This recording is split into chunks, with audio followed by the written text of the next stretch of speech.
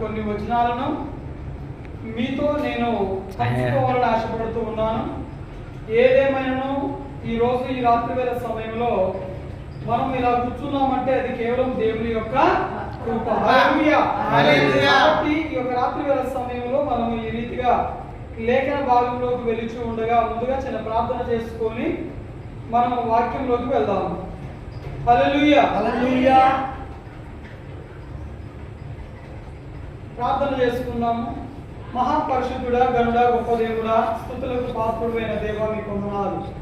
ఈ యొక్క రాత్రి వేళ సమయంలో నాయన ఈ రీతిగా నాయన కూడి ఉన్నాము దేవానికి స్తోత్రములు. నీ లేఖనం సెలవిచ్చిన రీతిగా దేవునికి వందనాలు. ఎక్కడ నా నామములో 2-3 ఏకీభవించి ఉంటారో వారి మధ్యలో ఉంటాము అని వాగ్దానం చేసిన మా ప్రియ వాగ్దానపు పుత్రుడా, మీకు స్తోత్రములు. ఈ యొక్క రాత్రి వేళ సమయంలో నాయన మీరు మా మధ్యలో ఉన్నారు అని మేము నమ్ముచున్నాము దేవానికి స్తోత్రం. నాయన నమ్ముట మీ వలనైతే నమ్మున ప్రతి వారికి సమస్తము సాధ్యము అని మీ లేఖనం సెలవిస్తా ఉంది. అదే రీతిగా ఇక్కడ కూడిన ప్రతి బిడ్డను మీరు నిండారుగా దీవించి ఆశీర్వదించండి, మీ కృపల చేత నింపండి. ఈ రాత్రి వేళ సమయంలో వాక్యం నాయన మేము పంచుతూ ఉండగా నా తండ్రి మా జ్ఞానం సరిపోదు, మీ కృప చేత మీరు ఆశీర్వదించండి.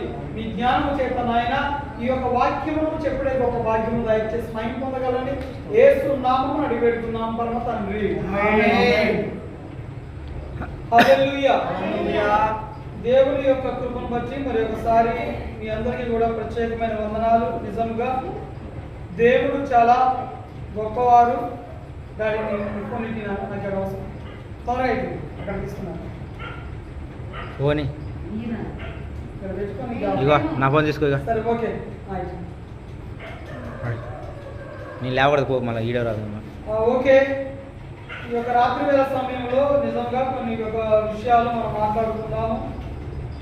ఈరోజు మనము ఎందుకంటే దేవుని కృపను బట్టి నిజంగా మనము విశ్వాసంలో ఎలాగ ఉన్నాము, మనం ఎందుకు విశ్వాసానికి పాత్రులు అవ్వాలి, ఎందుకు విశ్వాసంలో మనం నిలబడాలి అనే కొన్ని యొక్క విషయాలను బట్టి మనము ఈ యొక్క రాత్రి వేళ సమయంలో మనం మాట్లాడుకుందాము. హల్లెలూయా హల్లెలూయా హల్లెలూయా.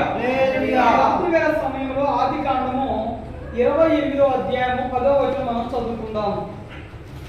ఆదికాండము 28:10.